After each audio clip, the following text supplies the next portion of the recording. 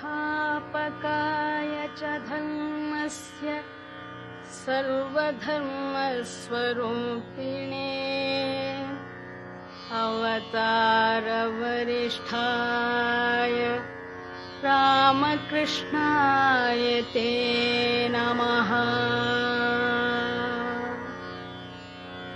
भज गोविन्दं भज गोविन्दं भज गोविन्दं भज गोविन्दं गोविन्दं भज मूढमते भज गोविन्दं भज गोविन्दं गोविन्दं भज मूढमते।